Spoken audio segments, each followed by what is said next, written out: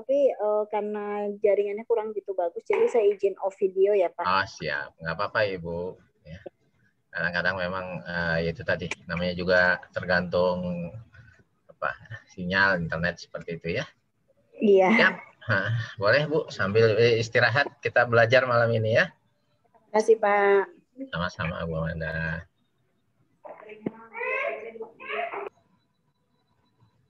Bu Lu. Halo. Bu Niluh ini kan yang biasa jadi moderator juga kan ya Pak Miki ya? Halo. Takutnya suara saya juga hilang-hilang terus ini.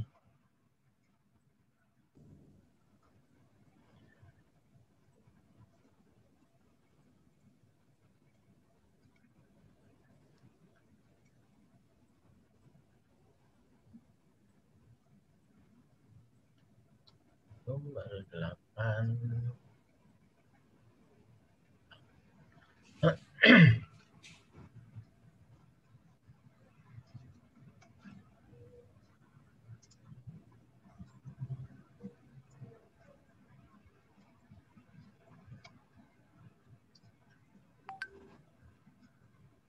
Selamat malam teman-teman. Selamat malam Pak Indra. Halo Pak Indra. Halo, selamat malam Pak Miki. Irwan yang bicara Pak. Selamat malam Pak. Ya, gimana kabarnya, sehat? Sehat Pak. Alhamdulillah ya. Oke. Bapak posisi di mana Pak Indra? Di Bintan Pak, Pulau Bintan. Wah, tetangganya si Ibu nih, Batam. Iya Pak. Iya, siap ya. Terima kasih Pak. Terima kasih Pak. Sama-sama. Ini yang sudah bergabung juga ada Pak Rahmat Arif Dwi Putra. Selamat malam Pak Rahmat Arif. Panggilannya biasanya Arif nih. Kalau nggak salah. Ya, betul Pak ya? Selamat malam Pak. Selamat malam Pak Arif. Gimana kabarnya Pak? Alhamdulillah baik Pak. Ya, sehat Pak ya, keluarga? Alhamdulillah. Iya, mudah-mudahan Pak. Ya, terus dalam keadaan sehat walafiat. Pak Arif di mana domisili kalau boleh posisi? Domisili saya di Batam Pak. Saya baru pindah dari Bandung. Wow, luar biasa. Berarti di Batam ada 2 nih. Ya, Batam ada 2, Bintan 1 barusan. Ya, di Bandungnya di mana Pak Arif? Saya kebetulan juga punya rumah di Bandung. Oh, kalau saya dulu tinggal di Jalan Dakota Pak, Gunung Batu. Oh, Gunung Batu. Saya Soekarno-Hatta Pak, arah ke Gede Bage. Oh, jauh sekali Pak ya kalau ke kota Iya, Pak. jauh Pak. Betul. Tapi sejak COVID sudah lama juga nggak dikunjungi nih. Bapak sekarang di mana posisi Pak? Saya posisi di Bogor Pak. Oh, di Bogor, oke. Siap, betul. Oke. Pak Arif di HR juga kalau boleh tahu? Ya, kebetulan saya di Bandung megang HR sama operasional Pak. Oh, siap, luar biasa. Waktu di Bandung, sekarang di Batam? Sekarang di Batam belum Pak. Oh gitu. Ya. Oh, ya, mudah-mudahan Pak ya bisa. Ya, amin. Siap, sama-sama. Oke. Halo Bulu. Dari tadi saya nyapa Bulu. Iya, halo. Maaf Pak. Tadi saya masih ada ke toilet sebentar. Ah, siap, nggak apa-apa. Alhamdulillah sehat semuanya. Ya, gimana Ibu sehat? Alhamdulillah juga sehat Bapak. Ya. Okay. Tadi ngantor atau di WFH nih? Tadi ngantor. Oh ya? Oh. Iya. Kami sudah banyak yang satu kantor itu sudah dapat vaksin juga Pak kebetulan. Iya, di Bali itu ada program Green Zone, jadi daerah Sanur itu divaksin semua. Oh iya, memang sih ya wisata harus segera ini katanya ya. Iya betul Pak. Apalagi Bali. Aduh, kapan kalau bicara Bali kan selalu pengen kembali katanya. Iya benar Pak. Oke, Pak Miki ini jam 7:05 jam saya, peserta baru 10. Mau kita tunggu dulu sampai 5 menit lagi boleh? Nah, Pak Mikinya hilang. Oh, udah deh. Saya ambil alih dulu. Pak Imam, kita tunggu sebentar Pak Imam ya. Iya Pak. Oke.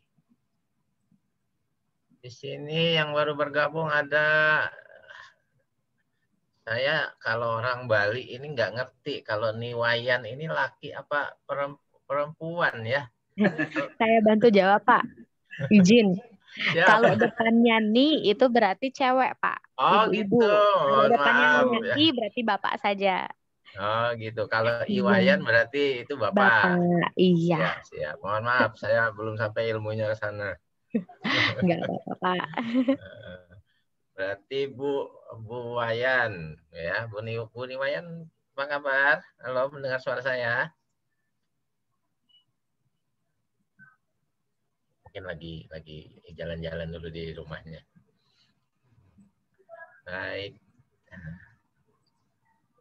Selamat datang Pak Jody Rahman. Selamat malam Pak. Assalamualaikum. Waalaikumsalam warahmatullahi wabarakatuh. Baik. Posisi di mana Pak? Lagi di rumah atau lagi di jalan? Baru sampai Pak. Wah, di Makassar Pak. Di mana Bapak? Makassar Pak. Oh, Makassar. Luar biasa. Ya. Saya juga punya satu kantor di Makassar. Oh, mantap. Apa di mana tuh Pak? Daerah mana? Ya, kalau nggak salah namanya Jalan Soekarno-Hatta Pak ya? Oh gitu. Nggak jauh dari bandara Pak. Oh, dari sana ya. Itu saya baru daerah pergudangan ya berarti. Siap ya. Oke. Nggak apa-apa Pak, sambil santai istirahat ya. Kita hari ini belajar. Siap Pak. Pak Jody juga di bidang HR. Betul Pak. Oke. Iya Pak. Iya. Ya. Baik teman-teman sekalian, barangkali sambil untuk kita menghormati yang sudah hadir gitu ya, tepat waktu, ya. Kita bisa mulai acara kita pada malam hari ini, ya. Jadi agar tidak terlalu malam juga kita selesainya begitu. Karena kalau Makassar kan waktunya dia 1 jam lebih awal, Pak ya. Lebih awal. Ya, lebih lama gitu ya. Iya, lebih awal benar. Jadi nanti jam 7 di kita kan sudah jam 8 di sana. Benar. Ya, jadi kita mulai saja Bapak Ibu sekalian. Bismillahirrahmanirrahim. Assalamualaikum warahmatullahi wabarakatuh. Waalaikumsalam warahmatullahi wabarakatuh. Selamat malam, selamat bergabung Bapak Ibu sekalian. Luar biasa. Jadi malam hari ini teman-teman para pembelajar yang tentunya dengan segala aktivitas yang dihadapi ya, masih menyempatkan diri untuk kita sama-sama belajar ya.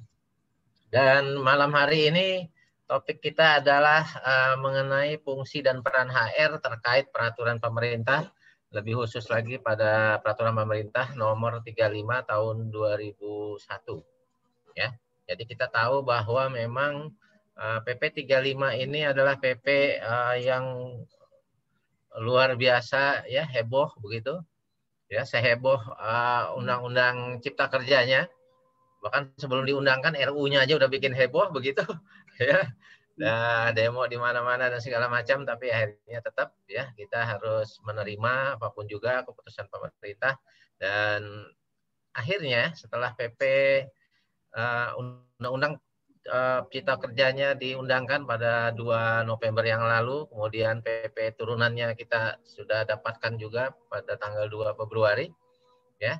Dan kita sebagai pelaksana HR khususnya tentu saja harus update ya. Jadi upgrade skill kita segala macam agar dalam pelaksanaan implementasi di lapangan itu tidak menyalahi aturan yang berlaku.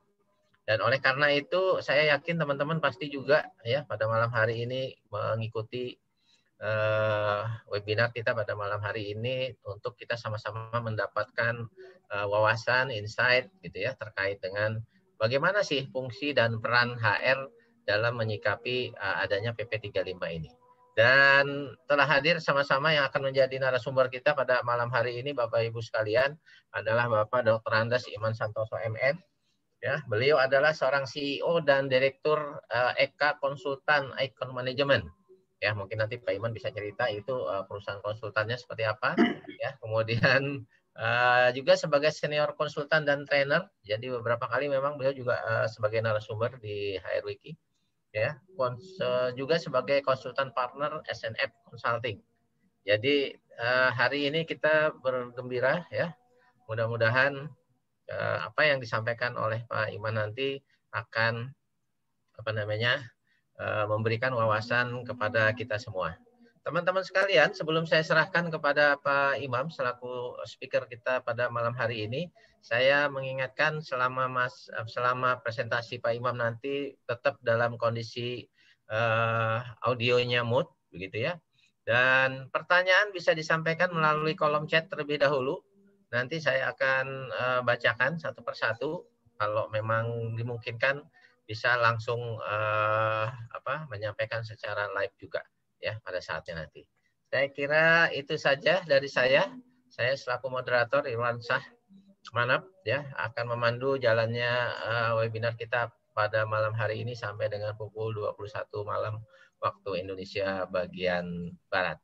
Itu saja Bapak sekalian yang bisa saya sampaikan sebagai pembuka. Mari kita sama-sama mulai dengan membaca basmalah untuk yang muslim. Bismillahirrahmanirrahim. Pak Imam, waktunya buat Bapak. Siap. Ya, silakan Pak. Kami persilahkan. Baik. 60 sampai 90 menit, Pak. Baik. Kalau lebih banyak diskusi lebih baik pastinya. Siap. Oke. Saya share screen Bapak ya. Ya.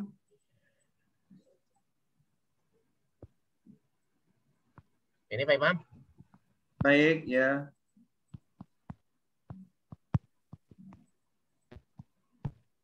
Baik, terima kasih Pak Irwan yang telah mendampingi saya berkenan bersama-sama. Terima kasih juga kepada Pak Ki yang telah senantiasa bersama saya, cukup memberikan banyak dukungan, support kepada saya. Juga terima kasih yang tidak terhingga kepada Bapak Ibu sekalian, rekan-rekan Zoom di malam hari ini. Perkenankanlah saya, biasa saya dipanggil dengan Imam atau Imam Santoso. Saya profesi sebagai consulting, bisnis, manajemen, dan HRD. Juga ada beberapa bisnis praktis ya yang kami jalankan sendiri. Dan alhamdulillah di tengah kondisi kita yang masih juga belum normal seperti sedia kala sebelum pandemi, tetap kita semangat ya, tetap kita menjaga kesehatan dan juga jangan lupa tetap beribadah yang lebih meningkat agar apa yang menjadi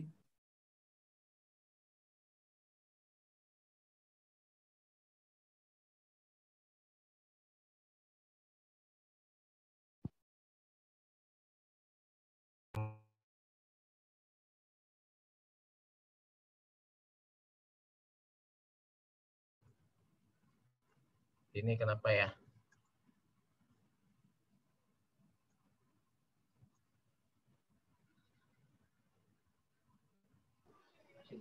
Pak Imam, suaranya nggak kedengeran. Iya Pak Imam ke unmute. Pak Iman minta tolong. Pak Imam minta tolong ini ter-unmute Pak Imam. Sebentar saya.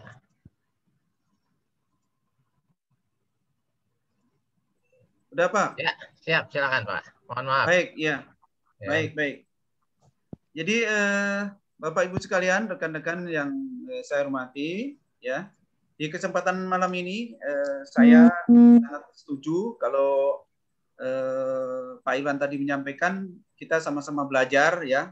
Saya rasa di antara kita memang tidak ada yang hebat, tetapi yang hebat adalah biasanya orang yang lebih dulu belajar, maka orang itu mengatakan bahwa dianya hebat, dianya pintar. Saya rasa itu menurut saya. Oleh karena itu saya setuju kita sama-sama belajar di sini. Nah, untuk kesempatan malam ini saya akan mencoba memaparkan sedikit pemahaman saya yang mudah-mudahan bisa memberikan nilai manfaat dan kebaikan buat rekan-rekan sekalian. Bagaimana sebenarnya fungsi HR dalam konteks Undang-Undang Cipta Kerja dengan fokus kita turunan daripada undang-undang yang kita pahami dengan peraturan pemerintah nomor 35. Ya, dalam peraturan pemerintah nomor 35 ini saya memang setuju kalau beberapa teman-teman di dalam praktek tentunya ada harapan, ada tantangan, dan itu memang sudah menjadi satu normatif di mana ada harapan pasti juga ada tantangan, ya.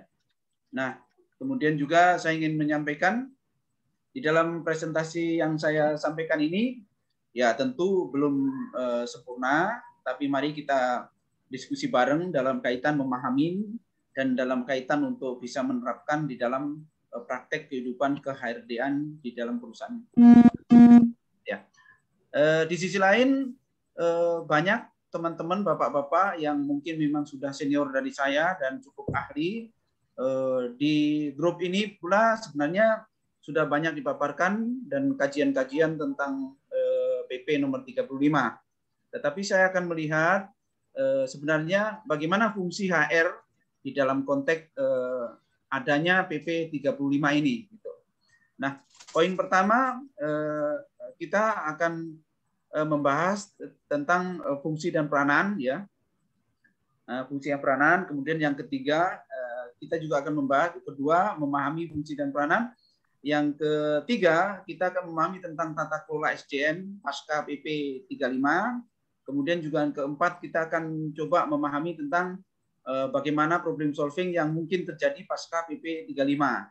Di sisi lain ada uraian yang juga saya sampaikan, aspek perundangan PP 35 yang akan menjadi prioritas kita bersama. Kenapa demikian? Di dalam PP ini tentunya ada beberapa hal yang ada perubahan, ada perbaikan, ya, ada juga mungkin yang hampir sama, ya, seperti di dalam Undang-Undang Cipta Kerja. Saya pernah membahas juga di forum yang sama di HR Wiki, apa yang menjadi perubahan dari Undang-Undang nomor 13 sama dengan di-compare dengan Undang-Undang Cipta Kerja sendiri. Memang pada saat itu ada hampir 123 ya, hampir 123 pasal yang mengalami perubahan, baik itu pengurangan, penambahan maupun munculnya pasal baru. Nah, ini cukup keren, ya, cukup bagus untuk kita bahas di dalam praktek dan harapannya. Sebenarnya apa sih fungsi HR sendiri, HRM sendiri? Next, Bapak. Ya, kalau kita berdasarkan landasan manajemen yang saya pahami, ini hampir semua mungkin sudah memahami. Tetapi saya ingin menarik satu garis lurus atau garis penemu titik terang bahwa fungsi HR itu yang saya ingin sampaikan di sini adalah fungsi HR sebagai HR strategis, ya. Fungsi HR sebagai HR strategis, ya. Tapi sebelum melangkah ke sana, tentu saya akan mencoba memaparkan bagaimana sih fungsi dan peranan HR secara manajemen. Next, Bapak. Ya, kita pahamin secara teori bahwa HRM itu sebenarnya ya pengertian boleh dikatakan sebagai sebuah manajemen sumber daya manusia yang beberapa ahli sudah menyampaikan sumber daya manusia itu merupakan sebuah perencanaan, ya, pengorganisasian, ya, pengarahan, pengawasan daripada pengadaan SDM, pengembangan, pemberian balas jasa sampai kepada terpenuhinya antara hak dan kewajiban. Next, Bapak. Nah, definisi HRM sendiri ya tentu kita pahami sebagai sebuah bentuk manajemen sumber daya manusia yang didefinisikan sebagai pendekatan strategis. Nah, ini saya ingin menggarisbawahi di fungsi strategisnya sebenarnya, ya. Pendekatan strategis dan koheren untuk pengelolaan aset paling berharga yang dimiliki organisasi, yaitu tentunya orang-orang yang bekerja di sebuah perusahaan yang kita sebut dengan sumber daya manusia itu sendiri. Itulah sebabnya saya lebih cenderung pada fungsi strategis. Jadi saya akan lebih mengarah kepada bahasan fungsi HR bukan secara teori manajemen konkret, tetapi saya akan membahas secara pendekatan strategisnya, sehingga cukup bagus buat pemahaman saya untuk bisa diberikan sharingnya kepada teman-teman. Next, Bapak. Nah, fungsi HRM sendiri kita pahamin seperti definisi di atas, ya tentu sebagai fungsi perencanaan gitu. Nah, di dalam fungsi perencanaan ini tentu melakukan tugas-tugas dalam perencanaan kebutuhan, pengadaan, pengembangan maupun pemeliharaan SDM. Yang paling saya garis bawahi di sini adalah pemeliharaan SDM gitu ya. Dalam fungsi perencanaan itu sendiri. Kalau kita berdasarkan fungsi pokok HRM, ya. Kenapa pemeliharaan? Karena ya SDM itu sebuah aset gitu. Perlu dipelihara, ya. Perlu ada maintenance terhadap SDM. Dengan adanya PP 35 ini bagaimana pemeliharaannya? Sementara kalau dipandang sebagai suatu bentuk perubahan, itu ya masing-masing pihak ada yang menilai positif dan tentu juga ada yang nilai negatif. Di sisi lain, fungsi pengorganisasian ya tentu menyusun suatu organisasi dengan mendesain struktur hubungan ya antara tugas-tugas yang harus dikerjakan oleh tenaga kerja yang disiapkan. Fungsi pengarahan juga tentu memberikan dorongan untuk menciptakan kemajuan kerja yang dilaksanakan secara efektif dan efisien. Lalu yang berikutnya adalah fungsi pengendalian. Ya, bagaimana melakukan pengukuran antara kegiatan ya yang dilakukan antara kegiatan yang dilakukan dengan standar-standar yang telah ditetapkan khususnya di bidang tenaga kerja. Ya, hal yang mungkin kita pahami bersama, ada yang namanya SOP, ada yang namanya KPI, yaitu mungkin menjadi salah satu bentuk pengendalian di dalam kegiatan-kegiatan ketenaga kerjaan. Next, Bapak. Nah, ada dua fungsi ya yang tadi ini yang kedua adalah fungsi operasional ya. Nah, fungsi operasional ini tentunya lebih banyak kepada bagaimana melaksanakan proses pekerjaan di dalam HRM. Tentu menentukan kebutuhan tenaga kerja. Kalau biasanya lebih kita kenal dengan MPP ya, Manpower Planning ya.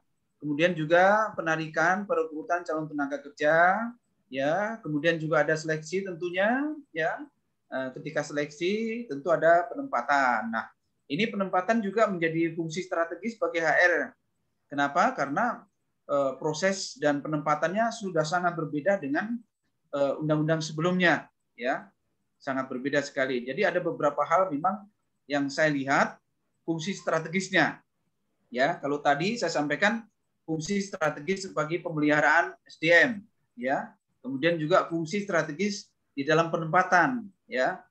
Di mana penempatan ini tentunya berbekal dengan hubungan industrial Pancasila atau bagaimana membentuk menjalin hubungan kerja antara pemberi kerja dengan penerima kerja atau antara perusahaan dengan tenaga kerja sendiri. Berikutnya juga kita berbicara tentang pembekalan atau tentang orientasi. Nah, tentunya untuk memberikan pemahaman ini kepada tenaga kerja yang sudah terpilih tentang deskripsi jabatan, kondisi kerja, serta peraturan organisasi. Nah, ini juga akan menjadi bahasan secara menarik buat saya, terutama peraturan organisasi, terutama peraturan perusahaan. Itu sangat-sangat perlu kita percepat di dalam penyesuaian dengan undang-undang yang ada atau dengan PP 30 yang sekarang kita akan segera kita maksimalkan, kita terapkan. Bahkan di sisi lain, di proses penempatan itu juga ada beberapa hal yang memang perlu adanya kajian khusus tentang pola kerjanya di dalam penempatan. Karena sekarang itu sudah akan ngikutin dan berbeda sekali penempatan kerja di dalam aplikatif pekerjaannya, di mana lembur dan kompensasi akan menjadi bahasan yang menarik, gitu ya. Kalau dulu lembur dengan rumusan yang sudah baku, nah sekarang lembur juga ada rumusan yang berbeda. Dulu tidak ada kompensasi PKWT, sekarang ada kompensasi PKWT.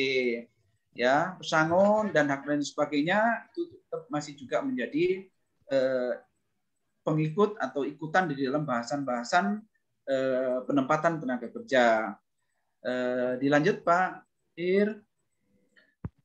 Nah, di dalam fungsi teknis tadi, fungsi operasional, ya, tentu ada juga pengembangan, ya, develop. Ya, pengembangan ini biasanya di perusahaan ada yang mengembangkan dengan sistem MT, ya, atau management training, ya. Lalu kemudian juga pelatihan dan pengembangan training itu sendiri, tentu itu juga akan membedakan antara karier seseorang dengan karier orang yang lain, ya. Di dalam pemeliharaan atau maintenance itu yang harus kita jaga tentunya fungsi strategisnya. Bagaimana ending akhir dari pemeliharaan ini adalah terjalinnya yang namanya hubungan keharmonisan antara kedua pihak, antara tenaga kerja dan antara perusahaan. Kemarin saya ya walaupun masih kecil perusahaan yang saya tanganin, banyak sekali masukan dengan adanya PP 35 ini. Tetapi juga ada fungsi strategisnya di dalam PP 35 itu lebih dijelaskan sebenarnya menurut saya, ya, di mana pemeliharaan di situ ada yang membedakan antara pengusaha mikro kecil, ya, menengah dengan pengusaha yang besar. Itu juga menjadi kajian strategis tersendiri, ya. Kemudian kompensasi jabatan atau di dalam usaha pemberian balas jasa ini menyangkut dengan gaji dan lain-lain sebagainya, ya, kondisinya seperti apa. Ini juga menjadi fungsi strategis bagi HR untuk bisa memediasi dengan segala macam hambatan, tantangan yang ada di tahun 2021 ini, seperti itu. Kalau tahun-tahun yang sebelumnya mungkin kenaikan sebagai bentuk kompensasi biasa karena terjadinya namanya kebutuhan hidup layak atau KLH, ya, itu mungkin juga menjadi bahasan tersendiri. Tetapi dengan kondisinya sekarang itu bukan hanya bahasan sendiri, tetapi bahasan lebih detail lagi gitu. Nah, ini yang juga mungkin harus kita pahamkan. Yang terakhir di sini antara hubungan perburuhan, ya, pembahasan masalahnya, perjanjian kerja, PKWT-nya, apakah juga PKWTT, ya, kemudian juga sampai kepada pemisahan, pemutusan hubungan kerja yang menyangkut masalah tidak lagi terjalinnya kedua persahabatan hubungan kerja alias PHK. Dilanjut Bapak. Nah, jadi pada intinya, menurut pemahaman saya, ya, ya, Human Resource Management adalah kompensasi, ya, adalah, ya, jalan sendiri ya. Ya. Oke, ya, adalah kompensasi pemeliharaan dan pemutusan, ya. Jadi pemeliharaan dan pemutusan, kasihan, ya. Enggak apa-apa, lanjut aja, ya. Nah, kemudian beberapa peran dan manfaat HRM itu tentu membantu, ya, mencapai target perusahaan, ya. Yang kedua, mengarahkan sumber daya manusia, mengarahkan SDM, membantu mengarahkan kinerja pada posisi yang tepat sehingga dapat memperoleh hasil yang jauh lebih maksimal daripada yang dikerjakan secara asal dan tanpa pengaturan.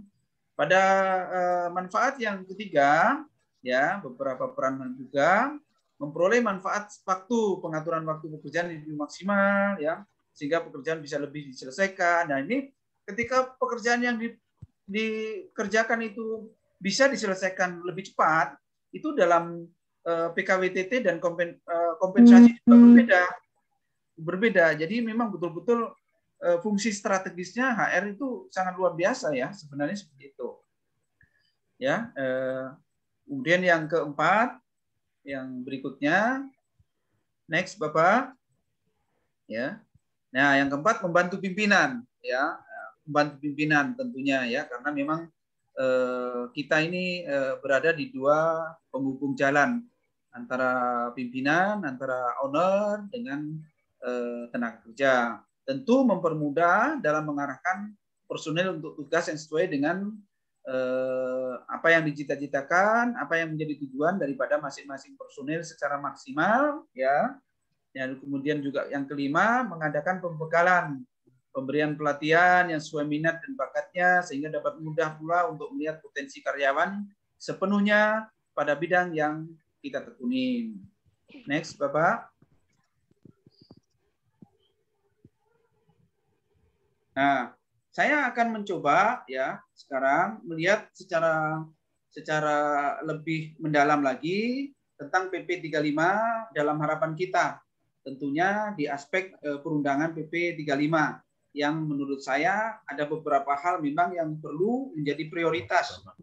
Semua penting, ya semua penting, tapi tentu kita harus memilih prioritas mana yang harus kita dulukan seperti itu. Seperti misalnya di dalam PP ini cukup detail, ya, cukup penambahan-penambahan yang konkret itu betul-betul harus menjadi pembelajaran bersama. Ya, dilanjut, Bapak. Aspek perundangan di PP 35 ini sebagai contoh aja, ya. Fungsi HR secara strategis di dalam menentukan atau pembuatan PKWT, ya, pembuatan PKWT. Bahkan ini kemarin sangat banyak sekali pertanyaan, sangat banyak sekali diskusi di forum-forum yang lain, ya. Saya rasa teman-teman sih mungkin sudah pada ngikutin semua, ya, bagaimana PKWT ke depan. Yang jelas secara strategis fungsi HR itu adalah ya memberikan pemahaman. Kalau yang kemarin PKWT hanya 3 tahun, ini sekarang udah 5 tahun. Ini fungsi strategis yang harus bisa memberikan pemahaman gitu. Di sisi tenaga kerja ya sepertinya lama sekali nih 5 tahun gitu kan. Tapi di sisi pengusaha mungkin juga memandang wah bagus kontrak terus gitu kan. Seperti nah ini kita harus memberikan pemahaman yang betul-betul bisa menyejukkan di kedua kedua sisi, ya, seperti itu. Nah, pada PKWT itu PKWT juga masa waktu dihitung sejak perjanjian kerja, ya, akan putus atau habis sesuai dengan masa waktunya, ya. Di poin kedua, ya, di PKWT itu juga ada PKWT harian, ya. Jadi PKWT bukan hanya PKWT kontrak kerja waktu tertentu, tetapi juga kontrak kerja waktu tertentu yang harian. Tenaga kerja di dalam pasal 10 itu PKWT bukan PKWT, ya, PKWT yang dapat dilaksanakan terhadap pekerjaan tertentu saja, ya, yang jenis sifat dan kegiatannya bersifat tidak tetap. Tapi dalam konteks kenyataannya saya sampaikan, ya sekarang perusahaan yang mempunyai kewenangan untuk menentukan mana yang bersifat tetap dan tidak tetap. Tetapi sebenarnya sudah cukup jelas di dalam peraturan bahwa yang dikatakan tidak tetap itu yang bersifat musiman, misalnya seperti itu, ya. Kemudian juga pada perjanjian kerja harian, kalau PKWT yang harian itu pada ayat 2 akan dilakukan dengan ketentuan pekerja buruh itu dari 21 hari dalam 1 bulan. Nah, ini berbedanya di masa harinya gitu, ya. Kalau tenaga kerja yang PKWT murni itu pada posisi 26 hari kerja. Nah, yang berikutnya dalam hal pekerja atau buruh yang bekerja 21 hari atau lebih daripada 3 bulan berturut-turut atau istilahnya 1 bulan, ya, dia 21 hari itu atau sama dengan 1 bulan atau lebih selama 3 bulan berturut-turut lebih, maka perjanjian kerja harian itu dimasukkan pada kategori hubungan kerja yang sudah berubah dengan kondisi PKWTT. Ini lompatannya dari PKWT menjadi PKWTT. Kemudian juga pasal 1, ya, pasal 1 ayat 1, ya, itu pengusaha yang memperkerjakan pekerja buruh pada pekerjaan sebagaimana dimaksud pasal 10 ya ayat 1 itu membuat perjanjian kerja harian secara tertulis. Itu sudah pasti ya. Bentuk perjanjian atau memperkerjakan orang apapun dalam waktu apapun itu memang tidak boleh hanya secara lisan saja. Seperti itu. Dan ini saya nemuin banyak di kasus-kasus yang saya selesaikan, rata-rata lupa menyampaikan, menulis bahwa mulai pekerjanya kapan, ya unsur pokok-pokok yang diperjanjikan apa. Ini menjadi hal-hal yang sangat strategis sebagai seorang fungsi HR. Itu yang saya ingin sampaikan ya. Berikutnya, next Bapak. Nah, di dalam perjanjian kerja harian, sebagaimana maksud tadi ya, dibuat secara kolektif ya. Paling sedikit tentu membuat nama, alamat perusahaan, pemberi kerja, atau nama, alamat pekerja dan buruh, jenis pekerjaan yang dilakukan dan besaran upah. Termasuk juga hak sosial ya. PKWT tidak boleh dengan masa percobaan. Ini juga sebenarnya di dalam praktek bisnis ya kita nemuilah seperti apa kondisinya. Hak dan perjanjian kerja diatur dalam peraturan perusahaan atau perjanjian kerja bersama. Ini juga menjadi faktor fungsi strategis bagi HR ya. Kenapa? Peraturan perusahaan pasti itu melakukan perbaikan ya, melakukan amandemen kembali ya. Bagaimana juga dengan PKWT yang belum selesai, itu juga akan menjadi bahasan khusus di dalam fungsi HR. Kenapa? Karena sudah ada perubahan gitu loh. Sudah ada perubahan. Bagaimana ketika seperti itu? Misalnya saya sebagai tenaga kerja, lalu saya sudah dibuatkan kontrak PKWT, itu berakhir baru bulan misalnya saja baru bulan April berakhir. Sementara sudah ada PP 30 yang sudah keluar. Bagaimana ini fungsi strategisnya? Apa di amandemen mengikuti itu? Ya kalau di amandemen mengikuti itu mungkin saja pengusahanya tidak mau. Kenapa? Karena dulunya tidak ada kompensasi. Sementara sekarang sudah ada kompensasi. Tentu menambah beban biaya. Karena di dalam fixed cost biaya SDM pasti akan terjadi perubahan. Jadi ini sangat menarik sekali. Nah, tentunya fungsi HR yang seperti contoh saya tadi itu akan menjadi fungsi strategis. Bagaimana memediasi agar keduanya bisa tetap berlangsung hubungan kerja dan juga dapat bekerja secara efektif dan efisien sesuai dengan harapan ketika dilakukan PKWT di saat awal. Seperti itu. Kemudian juga PKWT ini harus dicatatkan kepada instansi berwenang. Ya, kalau di lokasi saya di Makassar, kebetulan saya di Makassar ini, jadi itu PKWT itu setiap tanda tangan ada biaya, pengesahan ke instansi berwenang itu ada biaya.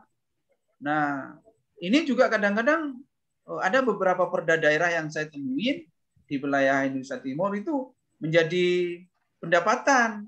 Nah, kalau sudah seperti itu, bagaimana ini fungsi strategi HR? Kan seperti itu. Nah, di sisi lain, itu dikatakan sah PKWT apabila dilegalisir oleh instansi berwenang. Nah, ini juga menjadi hal yang perlu dibahas. Seperti itu. Lanjut, Bapak. Ya, sekarang pemberian uang kompensasi ya. Ini sangat banyak dibahas sekarang, ya. Pengusaha wajib memberikan uang kompensasi pada pekerja atau buruh yang hubungan kerjanya berdasarkan PKWT. Nah, kalau undang-undang kemarin ya tidak ada. Selesai ya selesai kan begitu kan. Ya mungkin ada juga beberapa perusahaan yang memberikan yang sifatnya itu kompensasi kebijakan gitu loh. Tapi kali ini sekarang sudah diatur di dalam PP 35. Uang kompensasi diberikan di akhir kerja. Jadi kalau selesai 1 tahun langsung kompensasi harus diberikan. Nah, ini tentunya menambah tadi yang saya sampaikan, menambah dari beban biaya perusahaan. Iya kan? Di sisi lain tenaga kerja ya mendapat tambahan income yang baik. Tapi apakah juga kinerja akan meningkat? Ya semuanya menjadi fungsi tugas HR secara strategis. Di sisi lain meyakinkan pengusaha agar bisa memberikan uang kompensasi. Di sisi lain juga harus meyakinkan kepada tenaga kerja bahwa tenaga kerja bisa mampu bekerja yang lebih baik lagi. Ya.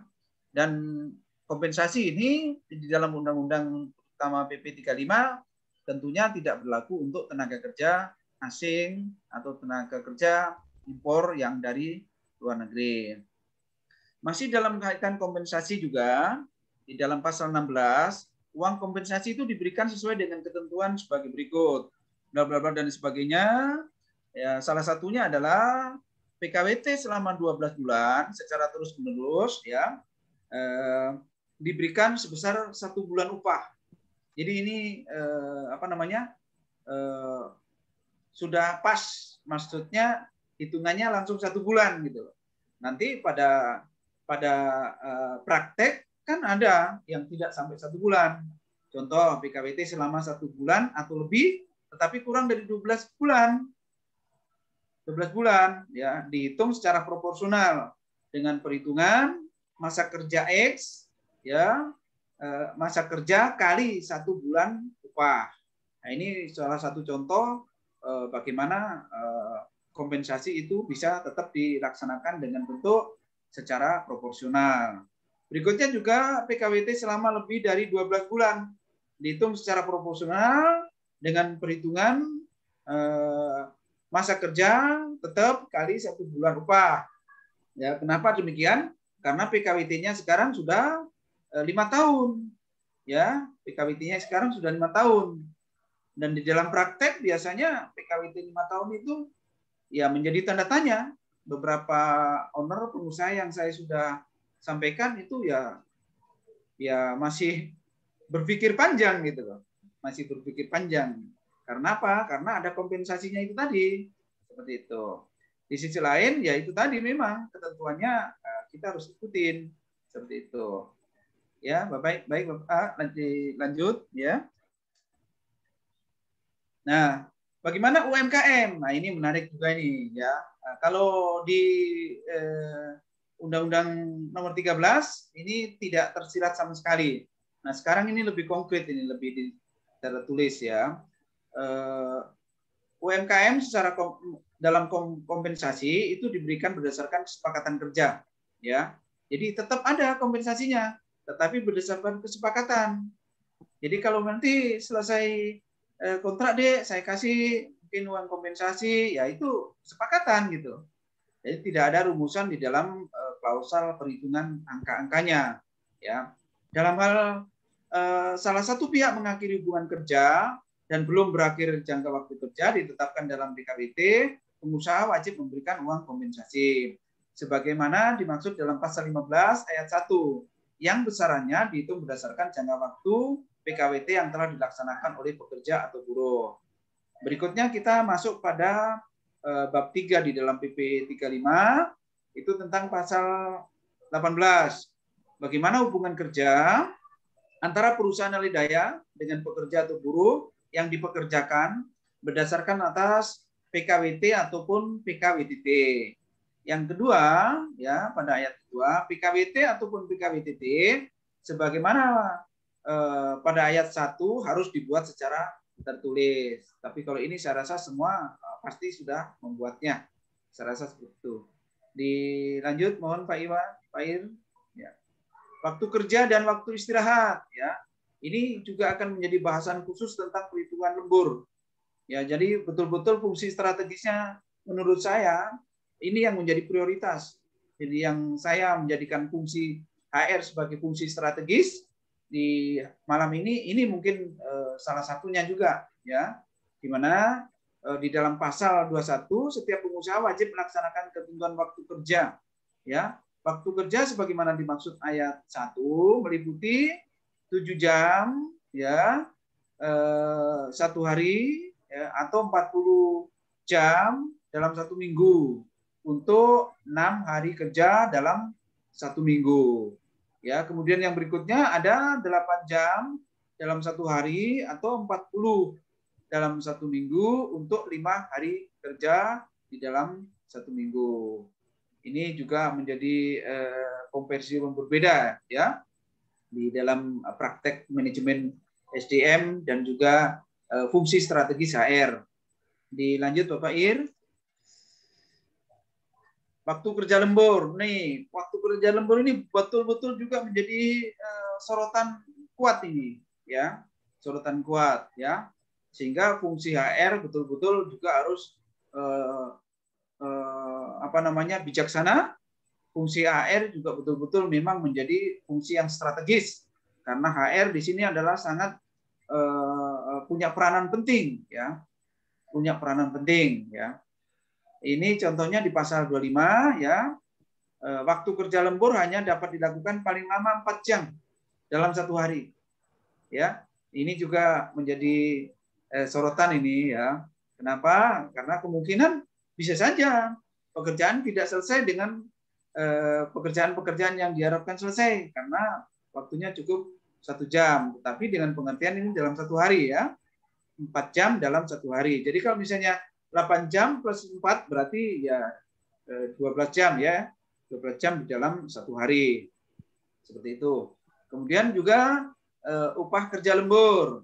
Di dalam pasal 31 perusahaan mempekerjakan pekerja buruh melebihi waktu kerja sebagaimana dimaksud dalam pasal 2 ayat 21 ayat 2 pasal 2 ayat 1 dan 2 wajib membayar upah kerja lembur ya, di mana upah kerja lembur tentunya mengikuti ketentuan yang sekarang berlaku. Contoh, untuk jam kerja lembur pertama itu sebesar 1,5 ya kali upah sejamnya ya, untuk sejamnya ya. Kemudian juga untuk setiap jam kerja lembur berikutnya dia sebesar 2 kali upah sejamnya. Ya, di dalam ayat berikutnya ya, ayat 2, perusahaan yang mempekerjakan buruh atau pekerja sebagaimana dimaksud ayat 1 wajib membayar upah lembur. Apabila kerja lembur dilakukan pada hari istirahat minggu atau mingguan dan atau hari resmi libur tanggal merah misalnya untuk waktu kerja 6 hari kerja dan 40 jam seminggu. Dengan ketentuan, dilanjut Pak. Ya, dengan ketentuan, perhitungan upah lembur dilaksanakan sebagai berikut. 1 jam pertama sampai jam ke-7 dibayar 2 kali upah ya, sejamnya ya. Kemudian juga jam ke-8 dibayar 3 kali upah sejamnya ya. Dan berikutnya jam ke-9 itu jam ke-10 dan jam ke-11 dibayar 4 kali upah sejamnya ya. Jika hari libur resmi jatuh pada hari kerja terpendek, perhitungan upah kerja dilaksanakan sebagai berikut. Berbeda lagi ya ini ya. Jam pertama sampai jam ke-5 dibayar 2 kali upah sejamnya. Jam ke-6 dibayar 3 kali upah sejamnya. Dan berikutnya adalah jam ke-7 atau jam ke-8 dan sampai jam ke-9 itu dibayar 4 kali upah sejamnya. Ini juga betul-betul harus teliti di dalam mencermati PP 35 di dalam pasal tentang upah lembur, upah kerja lembur. Dilanjut Bapak. Apabila kerja lembur dilakukan pada hari istirahat mingguan dan hari libur resmi untuk waktu 5 hari kerja, seperti tadi disampaikan ada 5 hari kerja dan 6 hari kerja ya, dengan tentu 40 jam ya, seminggu, dengan ketentuan perhitungan upah kerja lembur dilaksanakan sebagai berikut. Jam pertama sampai jam ke-8 dibayar 2 kali upah sejamnya ya. Kemudian jam ke-9 dibayar 3 kali upah sejamnya ya. Kemudian juga jam ke-10, jam ke-11 dan jam ke-12 dibayar 4 kali upah sejamnya. Dilanjut Bapak. Yang sekarang ini masuk pada priority fungsi HR di PP 35 khususnya pada bab pemutusan hubungan kerja. Ya, saya kira semua juga hampir memahami ya bahwa pemutusan hubungan kerja itu dapat dilakukan oleh pengusaha maupun dilakukan oleh pekerja. Tentu itu bisa dua-duanya terjadi. Dalam keadaan memaksa lain ceritanya. Nah, dalam keadaan memaksa lain ceritanya karena itu sifatnya adalah force majeure. Dan bagian keduanya, ya bagian berikutnya adalah tata cara pemutusan hubungan kerja. Ya, pemutusan hubungan kerja itu dapat dilakukan dengan beberapa hal. Salah satunya adalah peleburan perusahaan atau merger bisa saja terjadi, atau perusahaan yang mengalami merugi bisa saja terjadi, dan beberapa persyaratan lain di dalam bagian tata cara pemutusan hubungan kerja di dalam pasal yang menyangkut tentang pemutusan hubungan kerja di PP 35. Bagian kedua, tentu adanya pemutusan, tentu adanya akibat pemutusan, maka ada yang namanya pesangon. Itu juga perlu kerja maraton ya ini ya, kerja maraton ya. Kenapa saya sampaikan kerja maraton? Sebab kalau tidak melakukan kerja maraton dan tidak cepat kita sosialisasikan atau tidak memaksimalkan fungsi HR, bisa menjadi polemik yang cukup serius di dalam internal perusahaan. Itu yang saya pahamin. Kemudian di dalam pasal 37 pengusaha, pekerja atau buruh, serikat pekerja, buruh, pemerintah harus mengupayakan agar tidak terjadi pemutusan hubungan kerja. Ya kalau ini sudah pasti ya, semuanya berharap seperti itu. Tidak ada yang ceritanya kita tidak membantu sesama untuk bisa mendapatkan pekerjaan. Di sisi lain pengusaha juga ingin perusahaannya tetap jalan dengan adanya pekerja dan buruh. Di sisi lain buruh dan pekerja juga berharap agar tetap tercapainya kesejahteraan kehidupan di dalam kehidupan para pekerja dan buruh. Berikutnya Bapak Irfan. Pesangon akibat pemutusan hubungan kerja diberikan dengan ketentuan sebagai berikut ya, masa kerja kurang dari 1 tahun ya, itu 1 bulan upah ya. Masa kerja 1 tahun atau lebih tetapi kurang daripada 2 tahun ya, atau 2 tahun sama dengan 2 bulan upah. Masa kerja 2 tahun atau lebih tetapi kurang dari 3 tahun itu 3 bulan upah. Dan masih ada beberapa ketentuan selanjutnya di dalam PP 35. Saya cuma memprioritaskan beberapa hal yang saya sampaikan saja. Dilanjut Bapak Ir. Nah, sekarang bagaimana nih? Ya, tadi sudah pembahasan tentang fungsi HR di dalam priority PP 35. Nah, sekarang kita masuk bagaimana tata kelola SDM di pasca 35 ini. Ya, fungsi tata kelolanya menurut saya kita bisa melakukan dengan priority 7 hal ini. 7 hal ini. Yang pertama proses rekrutmen. Ya. Yang kedua tentunya training ya. Training ini bisa bersifat training yang sifatnya edukasi ya. Edukasi untuk pemahaman perundang-undangan, bukan training pada peningkatan skill maupun pada peningkatan karir dan jabatan. Jadi fungsi HR sekarang fungsi training bisa menjadi pada fungsi training edukasi dan sosialisasi. Fungsi hubungan industrial, nah ini pada saat penempatan kerja ataupun juga pada saat kenaikan jabatan dan karir, fungsi hubungan kerja industrial ini sangat strategis sekali, sangat strategis sekali. Nah, berikutnya juga pada fungsi penggajian, kemudian juga pada fungsi lembur, ya, karena kalau penggajian itu tentunya dengan nilai kompensasi tadi harus diikutkan. Kalau fungsi lembur kan berbeda, ini adalah bekerja di luar daripada jam kerja yang ditentukan. Fungsi pemutusan hubungan kerja, nah ini ada syarat-syarat khusus, ada tata caranya di dalam pemutusan hubungan kerja, dan juga harus memperhatikan etika di dalam pemutusan hubungan kerja. Dan yang terakhir di dalam fungsi tata kelola SDM itu menurut saya adalah fungsi pemberian pesangon. Ini betul-betul menghitung secara benar dan juga secara objektif. Dilanjut Bapak. Nah, problem solving yang mungkin terjadi di pasca PP 35 itu pasti yang pertama adalah perubahan tata tertib bekerja. Itu sudah pasti, udah pasti. Karena ini adalah merupakan satu bentuk menjawab daripada permasalahan. Ya, menjawab permasalahan. Yang kedua tentu perubahan peraturan perusahaan. Ya, peraturan perusahaan itu sudah sangat harus betul-betul dicermati dan cepat dilakukan sebagai priority, sebagai prioritas, sebagai bentuk melaksanakan fungsi HR secara strategisnya. Jadi saya lebih senang membuat topik sebagai fungsi strategis HR, ya, seperti itu. Kemudian juga perubahan perjanjian kerjasama.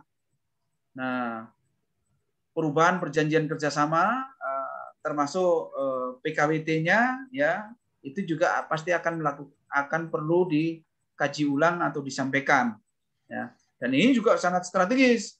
Kalau kita salah menyampaikan, bisa saja terjadi deadlock atau mungkin juga salah satu pihak yang tidak terima atau salah satu pihak yang menuntut. Nah, tentu ini menjadi problem solving yang mungkin terjadi, Tetapi tadi saya sampaikan fungsi strategisnya juga harus kuat, bagaimana fungsi HRM ini bisa menjadi pendorong terwujudnya hubungan keharmonisan ketenaga kerjaan. Dan problem solving yang keempat itu adalah teknis dan tata cara prosedur manajemen SDM. Ini merubah sekali di dalam teknis dan tata cara prosedur manajemen SDM. Walaupun mungkin tentu perubahannya itu ya secara bertahap sesuai dengan priority di dalam perusahaannya, dipandang yang memang menjadi masalah dan perlu segera dipecahkan. Ini mungkin juga menjadi topik bahasan yang menjadi priority di dalam penyajian saya, di mana problem solving yang mungkin terjadi itu ada 4 hal yang betul-betul menjadi priority fungsi HR. Dilanjut, Bapak. Saya mengucapkan terima kasih, semoga bernilai manfaat dan kebaikan bersama, dan mari kita coba bersharing untuk mencari bagaimana jalan agar undang-undang ini tidak menjadi masalah buat kita bersama. Terima kasih Pak Irwan. Saya kembalikan kepada Pak Irwan. Baik, terima kasih Pak Imam Santoso, teman-teman sekalian. Kita bisa kasih applause barangkali dengan ngasih reaksi, ya.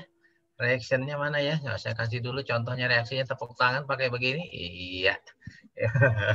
Karena masih kondisinya pasti pada mood, teman-teman sekalian. Baik, terima kasih sekali lagi Pak Imam untuk paparannya. Kita tadi sudah mendapatkan beberapa insight ya terkait dengan peran fungsi HRM ini sendiri, ya, terutama memang dengan adanya perubahan PP turunan dari Undang-Undang Cipta Kerja ini memang mengharuskan kita sebagai praktisi HRM di perusahaan harus segera melakukan penyesuaian, ya. Dan inilah yang disebut tadi oleh Pak Imam bahwa HRM saat ini menjalankan fungsi strategisnya, ya, karena HRM lah yang harus bisa menerjemahkan, ya, peraturan-peraturan turunan dari Undang Cipta Kerja ini, sehingga akhirnya itu bisa implementasi dan proses implementasinya sendiri itu bisa berjalan dengan smooth di perusahaan. Kira-kira begitu Pak Imam, ya? Betul sekali Bapak, terima kasih. Ya. Baik. Oh, tadi suaranya terputus-putus katanya. Baik, teman-teman sekalian, kami persilahkan apabila ada pertanyaan, karena ini dari kolom chat saya lihat belum ada. Oh, ini sudah ada yang nanya Pak Indra. Pak Indra, barangkali bisa langsung buka mic saja Pak Indra. Ya. Ya Pak. Terima kasih Pak. Ya, silakan Pak Indra. Terima kasih Pak Imam untuk paparannya Pak. Baik. Ya. Pada malam ini Pak, izin bertanya Pak, ini untuk masalah di kompensasi kan Pak. Ya. Jadi Pak, untuk pembayaran kompensasi PKWT, perhitungannya Pak, apakah dihitung dari masa kerja karyawan tersebut dari awal atau dihitung dari pengesahan PP tersebut, Pak? Ya. Jadi langsung saja, Pak. Langsung ya, Pak Irwan ya. Ya. Langsung saja, Pak. Baik. Kalau masa PKWT yang sudah berjalan, ya PKWT yang sudah berjalan itu menurut saya, saran saya dihitung per berlakunya peraturan ini, bukan dihitung per masa kerja awalnya, ya, karena akan menjadi pertengahan gitu. Kecuali kalau untuk yang baru sekarang, ya PKWT baru jalan pada saat PP 35 ini sudah ada, nah itu tentunya dihitung per mulai kerja. Nah, kalau PKWT itu sudah ada dalam pertengahan, ya saya sarankan fungsi HR-nya secara strategis harus menyampaikan ada perubahan ini, ya, tetapi itu jangan langsung disampaikan kepada tenaga kerjanya. Secara strategis kita harus diskusi dulu dengan owner dan pimpinan perusahaannya, ya, dan ini harus diberikan pemahaman agar jangan sampai nanti tenaga kerja yang sudah PKWT-nya jalan di pertengahan ini dia menuntut, oh sekarang begini, jadi saya harus mengikuti ini. Nah, itu kan di dalam PKWT pasti ada pasal yang terakhir itu. Apabila terjadi hal-hal yang memang perlu dilakukan perubahan, ya, yang sifatnya penting dan dipandang penting, tentu akan ada lakukan dengan musyawarah dan penyelesaian secara baik. Jadi kesimpulannya tidak dilakukan pada perhitungan masa kerja awal, tidak. Saya sarankan fungsi HR di sini menjadi mediasi, ya, bisa dilaksanakan per peraturan ini berjalan, ya. Ya, itu yang paling mungkin digarisbawahi. Tetapi yang paling bijak tentu memberikan satu pemahaman di dalam koridor PP yang ada. Karena bisa jadi tenaga kerja tidak paham. Kalau tenaga kerja tidak paham, ya secara bisnis, ya saya sampaikan, bisa saja itu owner tidak akan menyampaikan. Kan seperti itu. Tetapi secara undang-undang, ya harus disampaikan. Jadi memang betul-betul fungsinya strategis. Ini menurut pemahaman saya. Seperti itu kira-kira, Pak. Baik, terima kasih Pak Indra. Bagaimana? Ada yang mau ditambahkan? Oh iya Pak, baik Pak. Terima kasih Pak atas jawabannya Pak. Lalu Pak, untuk kompensasi ini Pak, PKWT-nya, kompensasi PKWT tersebut apakah masuk di PPh final atau PPh 21 Pak? Nah, kalau menurut saran saya itu masuk di PPh 21. Ya. Karena itu pendapatan, gaji. Gitu. Ya, dan itu pun juga harus dilihat itu sebenarnya nanti apakah dia sudah terkena di dalam PPh finalnya atau tidak. Kan ada nilai-nilai yang harus dihitung di situ. Tetapi saran saya masuk di PPh 21 ya. Karena beban menjadi pendapatan itu dari gaji karyawan. Seperti itu Pak Indra. Baik Pak Imam, terima kasih Pak. Baik, terima kasih Pak Indra dan Pak Imam untuk jawabannya. Mungkin saya sedikit menyambung dari Pak Indra tadi supaya lebih jelas lagi di teman-teman juga Pak Imam. Tadi kan bicara pemberlakuannya nih ya. Nah ini kan kalau kita bicara pemberlakuan itu kan ada dua sebenarnya ya yang masih kadang-kadang rancu. Yaitu apakah pemberlakuannya itu sejak Undang-Undang Cipta Kerja diundangkan ataukah sejak tanggal PP ditandatangani Pak Imam? Ya, kalau untuk di dalam PP 35 itu pasal terakhir itu disebutkan Pak di situ bahwa berlakunya itu sejak diundangkan. Ya. Sejak diundangkan itu, sejak ditandatangani ya, sejak ditandatangani. Itu ada di pasal yang terakhir ya. Di option yang paling terakhir. Iya. Oke, terima kasih Pak Imam. Jadi teman-teman ya supaya nggak rancu, pemberlakuannya adalah sejak tanggal 2 November 2000 ya 2020 maaf. Ya. Saya suka manggil yang belakangnya sih ya. Oke, berikutnya tadi ada pertanyaan saya lihat dari Bu sebenarnya di depan ada Bu Eli. Bu Eli langsung nanya aja Bu. Ini kita nggak banyakan kok di sini udah kelihatan. Silakan Bu Eli. Atau mau dibacain? Bu Eli. Iya, Bu Eli nih. Udah open mic padahal. Kalau enggak saya bacain deh. Gitu. Iya, dibacain aja. Ah, siap, Bu. Sinyalnya baru ini hujan. Susah. Oke, nggak apa-apa. Baik, Pak Imam, ini ada pertanyaan dari Bu Eli. Ya, izin bertanya, Pak. Apabila pengali dalam pesangon tertera di PKB dengan revisi undang-undang yang lama dan PKB-nya belum berubah, maka saat ini perhitungan pesangonnya masih pakai undang-undang yang lama sesuai PKB yang berlaku atau sesuai undang-undang yang baru, Pak? Nah, jadi gimana nih, Pak? Ya, ini juga betul-betul menjadi banyak kehati-hatian ya, terutama PKB ya. Kalau PKB itu kan memang perjanjian kerja bersama ya. Jadi kalau PKB berjanjian kerjasama itu memang betul-betul berbeda dengan PKWT gitu ya. Nah di sini saya ingin sampaikan kalau perhitungan pesangon ya pakai undang-undang lama atau pakai undang-undang PKB sesuai PKB yang masih berlaku ataukah sebaliknya undang-undang yang terbaru.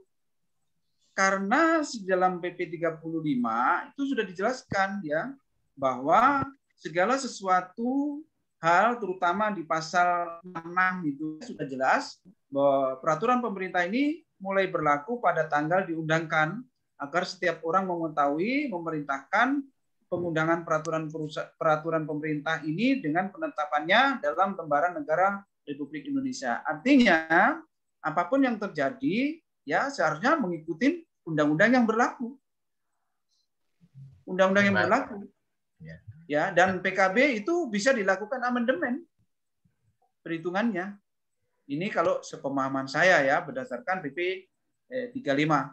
Karena itu sudah menjadi kewajiban ketika sudah diundangkan siapa saja, tidak ada kata cerita saya tidak tahu atau saya tidak pernah dengar. Karena itu sudah menjadi kewajiban mematuhi daripada setiap peraturan perundangan.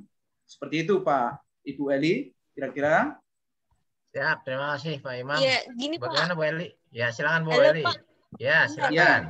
Kalau di itu kan ada referensi ya, tertera di situ uang pesangon, uang penghargaan masa kerja, terus keterangannya bawahnya adalah referensi Undang-Undang Nomor 13 Tahun 2003 Pasal 156. Setelah saya diskusi dengan legal itu, jika ada di dalam PKB itu tertera referensi undang-undang lama dan belum ada perubahan, berarti saat ini masih menggunakan ini undang-undang yang lama, Pak. Lagian yang undang-undang yang lama itu kan berarti pasalnya intinya lebih banyak ya daripada yang undang-undang baru. Kalau lebih banyak itu justru untuk menguntungkan karyawan, justru lebih bagus, tidak masalah. Apakah benar seperti itu? Itu Pak. Ya, kalau di dalam pertanyaan ini, mohon maaf Pak Ir, langsung ya saya ya. Ya, silakan Pak. Ya, mohon maaf kalau dalam pertanyaan ini kan memang tadi tidak menyebutkan tentang item kalimat secara implisit, secara tertulis berdasarkan referensi gitu ya, atau mengikuti referensi. Tapi kalau memang kondisinya sudah seperti itu, ya saya sarankan harus mengikuti yang ada, yang undang-undang yang jadi referensi. Ya, kalau misalnya tidak ada kalimat referensi, ya harus mengikuti undang-undang yang baru. Karena itu sudah menjadi kesepakatan, ya, kesepakatan bersama. Seperti itu Ibu Eli, saya rasa. Ya. Ya, baik, terima kasih Pak. Ya, Bu Eli, barangkali saya sedikit tambahkan. Kalau kita bicara peraturan perundangan, memang sebenarnya ada ketentuan-ketentuan yang menyebutkan kalau ada peraturan yang lama, maka peraturan yang baru akan lebih diutamakan. Peraturan ada yang namanya lex generalis dengan lex specialis, ya. Peraturan yang sifatnya umum itu pasti akan kalah dengan peraturan yang sifatnya khusus, ya. Nah, tetapi dalam kasus Ibu tadi, mohon maaf saya tambahkan Pak Imam ya. Saya sebenarnya punya kelas juga besok ini, jadi agak gatal. Ya. Kalau terkait memang benefit, karena kita bicara benefit, gitu ya. Kalau memang itu lebih baik dan itu disepakati di dalam PKB-nya, itu diperbolehkan, ya. Jadi diperbolehkan tetap dilakukan. Meskipun undang-undangnya itu misalnya lebih rendah, ya. Yang namanya benefit lebih baik itu kan Jadi begini, Bapak-bapak sekalian, Bapak Ibu yang ada di sini, undang-undang ya itu sifatnya adalah hukum positif. Ya, hukum positif. Nah, kemudian karena dia hukum positif, maka dia menjadi normatif ya bagi perusahaan. Normatif itu artinya adalah wajib dilakukan dengan minimal, seperti upah minimum. Wajib dilakukan tapi minimal. Kalau kita ngasih lebih kan boleh. Itu sebabnya sekarang di PP 36-nya ya sama seperti PP 78 juga itu kita wajib sekarang membuat struktur skala upah setiap pembaruan PPPKB. Barangkali begitu Pak Imam, saya tambahkan sedikit ya biar lebih Terima jelas. kasih Pak Im. Ya. Baik, terima kasih sama-sama. Ini selanjutnya ada pertanyaan dari Bu Nilu ya. Bu Nilu mau langsung menyampaikan sendiri atau mau saya bacakan? Dibacakan saja ya Pak. Siap, terima kasih ya. Pak, ini Bu Nilo bilang sih masih baru belajar jadi HR. Nggak apa-apa Bu, semua orang di sini juga masih belajar ya. Mau memastikan saja, berarti kalau PKWT 1 tahun, setelah kontraknya selesai masa kerja, pekerja mendapatkan kompensasi 1 bulan ya Pak ya?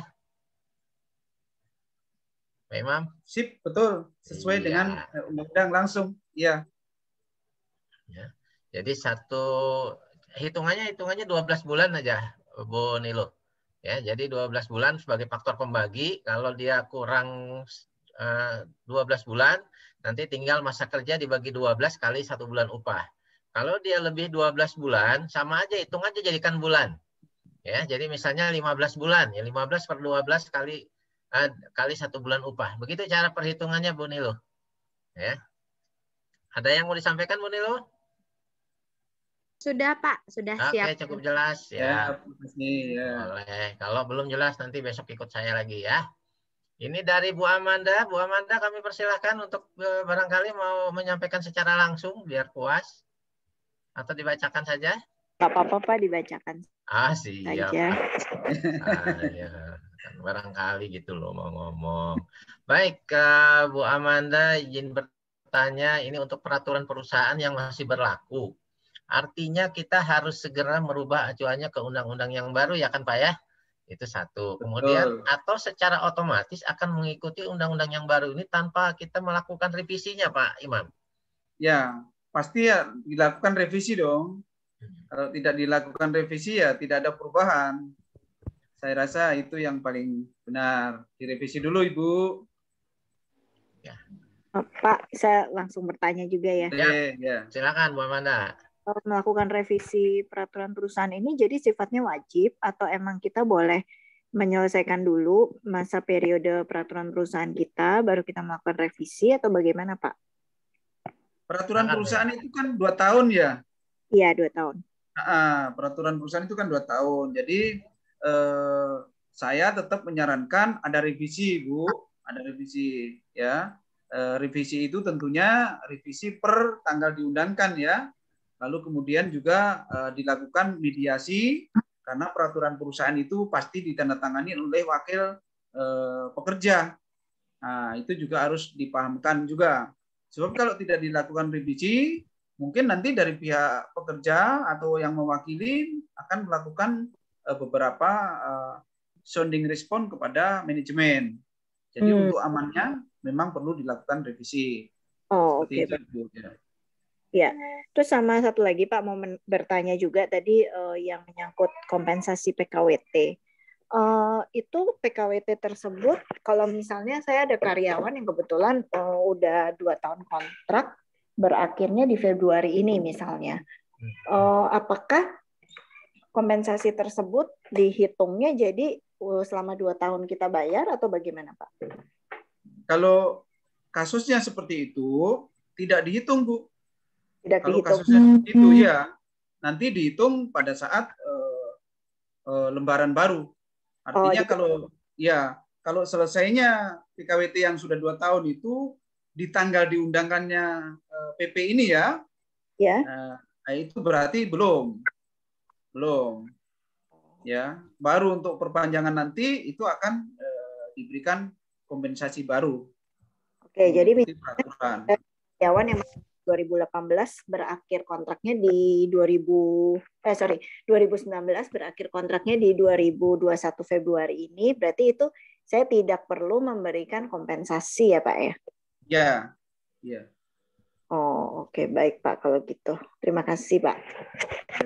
Imam, barangkali sedikit saya koreksi Pak, mohon maaf. Boleh. Ya, jadi begini Pak Imam,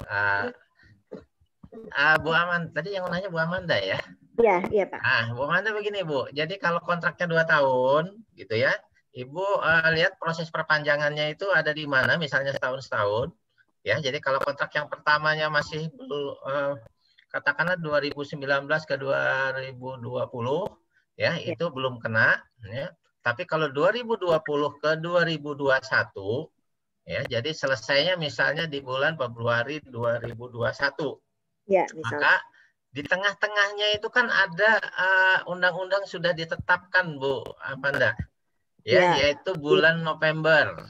Jadi Ibu akan harusnya dihitungnya adalah dari November ke Februari itu berapa bulan. Jadi tidak full. Ya, jadi dari November ke Februari itu kan berarti Desember, Januari, Februari 3 bulan. 3 bulan per 12 kali 1 bulan upah. Tidak melihat itu kontrak sebelumnya itu 1 tahun atau langsung 2 tahun gitu ya Pak ya? Ya, betul. Oh, jadi tetap mau kita selesainya di Februari atau mau selesainya di Maret ini, kalau misalnya kemarinnya udah 2 tahun sekaligus PKWT pertama langsung 2 tahun, nah itu berarti kita tetap memperhitungkannya dari November 2020 ya? Betul, karena kalau kita baca lagi di peraturan PP 35-nya, itu kan minimal 1 bulan bekerja sudah dapat.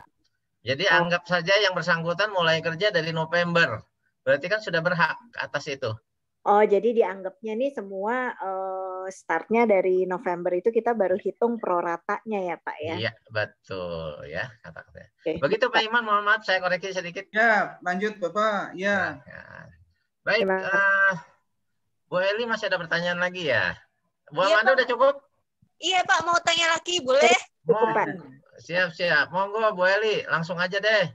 Mengenai kompensasi Pak. Kompensasi kebetulan kalau di perusahaan saya yang bulan Februari sama Maret kemarin alhamdulillah sudah dibayarkan.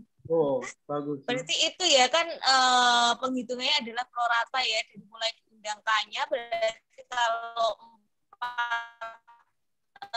mulai diundangkannya akhir PKWT-nya adalah Februari, berarti November, Desember,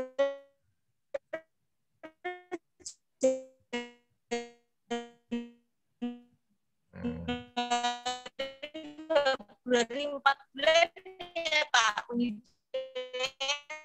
Terputus-putus nih suara Bu. Betul kan? Nah, untuk pembayaran yang November sampai, halo Pak, bisa Pak? Ya.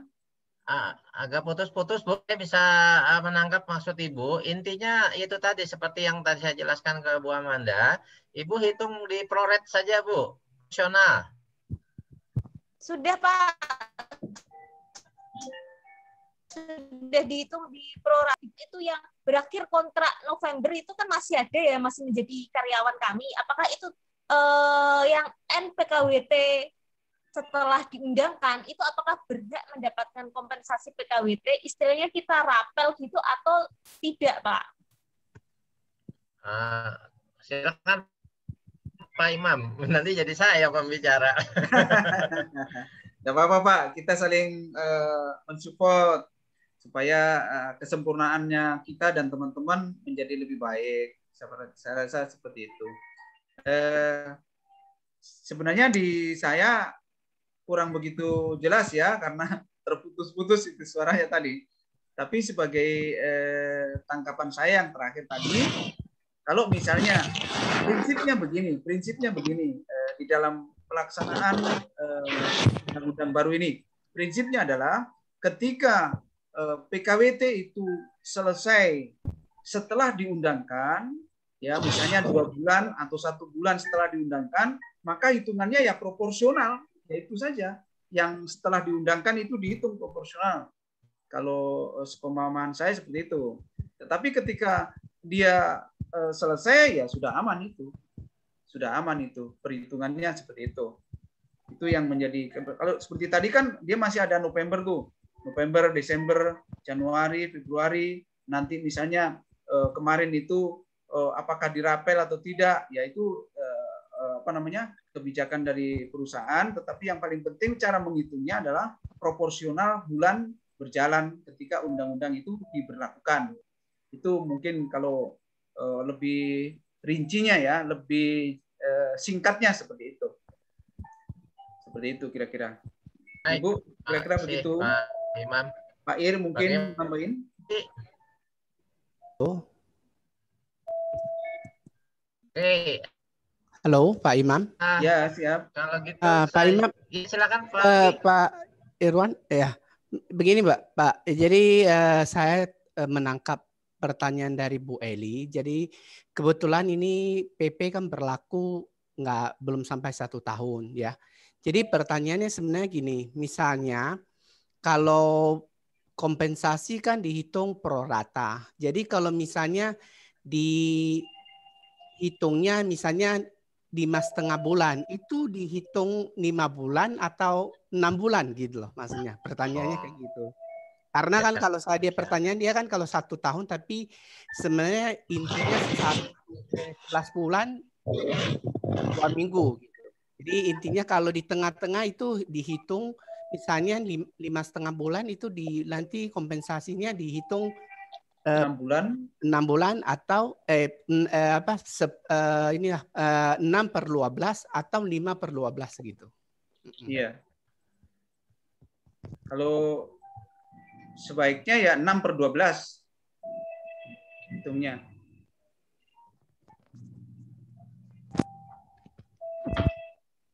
Ibu, bagaimana? Bu Eli, boleh saya nambah, Kak? Bu Eli, kemana Bu Eli? Halo? Bu Elinya kayaknya hilang. Hilang. Bu Elinya mungkin terputus, Pak. Iya. Ya. Jadi teman-teman menambahkan juga, kalau yang kelebihan yang tadi yang disampaikan oleh Pak Miki, itu sebenarnya tergantung kebijakan pengupahan di masing-masing perusahaan, Pak. Ya. Gitu. Jadi kembali lagi itu masalah lebihnya itu menjadi kebijakan. Ya, ada yang misalnya tapi kalau diprioritaskan ke bawah buat karyawan, jadi dipersilakan. Oke, itu barangkali saya lanjut ke Ibu dari PT Inline Zoom. Ini saya lupa tadi namanya, Bapak. Ibu mau langsung menyampaikan, silakan. Dibacakan aja, Pak. Bu Ida. Imam, ini pertanyaannya ada. Ya. Apakah karyawan PKWT yang mengundurkan sebelum masa kontrak habis, perusahaan masih wajib membayarkan kompensasinya, Pak? Masih wajib. Jadi pro rata ya, Pak? Pro rata. Oh, oke. Pendapat lain dari teman-teman? Kalau saya agak berbeda, Pak, soalnya. Jadi begini, teman-teman, mohon maaf, kita sama praktisi ya. Ya. Gitu ya, sesama praktisi, meskipun saya juga jadi sama-sama mempelajari lagi, ya. Jadi memang PP 35 ini ada kontradiksi antara 15 dengan pasal 17. Pasal 15 mengatakan bahwa pengusaha wajib memberikan uang kompensasi kepada PKWT apabila ada 2 syarat, ya, berakhirnya masa kontraknya, yang kedua adalah selesainya pekerjaan. Ya, jadi ada 2 itu. Karena kalau karyawannya PKWT meninggal atau satunya lagi saya lupa, karyawan kerja asing itu tidak dapat. Ya, jadi 2 hal ini disebutkan. Di pasal 17, teman-teman, ya bisa dilihat nanti Pak Imam juga tolong dilihat, ya disebutkan di situ bahwa apabila salah satu pihak mengakhiri hubungan kerja, ya sebelum berakhirnya itu pengusaha wajib memberikan uang kompensasi. Ya, jadi ada dualisme antara yang di pasal sebelumnya adalah setelah berakhirnya, artinya harus kontraknya selesai dulu. Ya, harus selesai dulu kontraknya, artinya ada kewajiban buat pekerja menyelesaikan diselesaikan. Ya kan? Kalau yang satunya lagi adalah kan PKWT itu bisa dilakukan dengan 3 cara. Ya, yang satunya itu adalah selesainya masa pekerjaan. Jadi meskipun kita bikin kontrak 3 tahun, kalau pekerjaannya sudah selesai, itu sudah dianggap selesai. Ya, jadi itu ada di pasal yang di sana. Nah, di pasal 17 yang tadi saya katakan, itu kalau salah satu pihak memutuskan kontrak sebelum berakhir, itu pengusaha yang wajib membayar. Tapi satu hal Pak Imam dan teman-teman sekalian, tolong dilihat lagi, dan saya sudah melihat berkali-kali, itu PP 35 ini, juga Undang-Undang Cipta Kerja ini, itu ternyata tidak merubah ya pasal 62 Undang-Undang 13 tahun 2003. Ya, tolong dicek sekali lagi, pasal 62 Undang-Undang 13 tahun 2003 itu tentang apa? Tentang pembayaran ganti rugi apabila salah satu pihak memutuskan sebelum kontrak berakhir. Artinya apa? Artinya kalau karyawan yang memutuskan sebelum berakhir, karyawan kan wajib bayar sisanya. Kalau perusahaan yang memutuskan kontrak berakhir, maka perusahaan wajib membayar sisanya juga. Itu adalah amanat dari pasal 62 Undang-Undang 13. Ya, jadi ini yang memang terjadi kerancuan di dalam PP ini sendiri, dan saya yakin nanti pasti akan ada uji materi terhadap hal ini Bapak sekalian. Ya, jadi saya memberitahukan apa yang ada persisnya saja ini. Betul, gitu ya. Betul, jadi kontradiksinya seperti itu Ibu. Sementara ini memang di PP 35-nya masih bilang wajib membayarkan. Tapi Ibu kalau mau nggak bayar juga undang-undangnya ada. Undang-undang 13 masih berlaku, tidak dihapus pasal itu. Iya, nah saya biasanya melakukannya itu perpaduan keduanya. Ya, jadi begini. Dari jalan tengah ya Pak ya. Jalan tengahnya kita ambil. Pertama, kewajiban perusahaannya dulu dilakukan. Misalnya haknya 2 bulan harus dibayar karena kontrak 2 tahun. Tapi karena karyawannya sebenarnya masih punya kewajiban 1 bulan lagi bekerja, maka karyawan kan harus bayar 1 bulan. Jadi kewajiban Ibu bayar tinggal 1 bulan. Ya. Itu ya, itu jalan tengah. Tetap dibicarakan. Oh, dua-dua aturan perundangannya masih berlaku. Ya, sekali lagi itu yang bisa saya sampaikan. Baik. Cukup jelas Ibu? Jelas Pak. Boleh bertanya lagi Pak? Oke. Silakan. Jangan ke saya, Pak Imam. Ya, Pak Imam, sorry. Kalau untuk proyek kontrak apa berlaku juga untuk kompensasi nih ya, Pak ya? Kalau sama, Bu. Sama ya? Iya, sama, ya. Oke. Jadi yang dilihat itu bukan proyeknya, Bu, tapi hubungan kerjanya Ibu menggunakan apa? PKWT atau PKWTT? Oh, oke, Pak. Ya, gitu. Oke, terima kasih Pak, Pak Imam, Pak Irwan. Sama-sama, Pak Imam. Dan sudah, Bu Eli. Bu Eli ada pertanyaan lagi? Cukup Pak, tadi saya cuma mau nambahin itu, kalau misalnya apa tadi Pak tentang kompensasi PKWT, kalau misalnya karyawan itu tidak melanjutkan sampai end kontrak sesuai yang di perjanjian, itu kan dia harus membayar denda sesuai dengan berapa bulan, misalnya kurang 3 bulan berarti 3 kali upah. Nah itu kan sebenarnya lebih besar daripada kompensasi yang diberikan oleh perusahaan gitu loh Pak. Jadi betul. Sama kan seperti tadi yang Bapak sampaikan. Betul Bu, jadi tinggal diperhitungkan aja, karena saya katakan sekali lagi bahwa ini 2 aturan yang sama kuatnya, sama-sama undang-undang.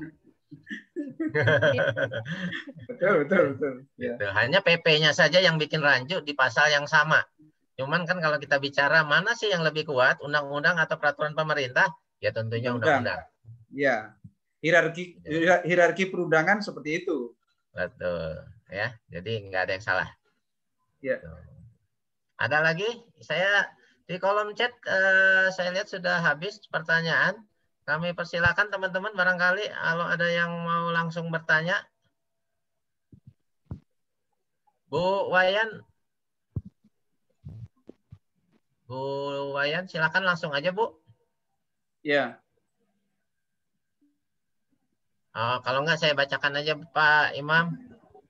Dari Bu Niwayan Budiantari, itu Pak Imam katanya saya mau make sure saja di awal masih apa ini? Ya, diisukan adanya sanksi pidana jika perusahaan tidak membayar kompensasi.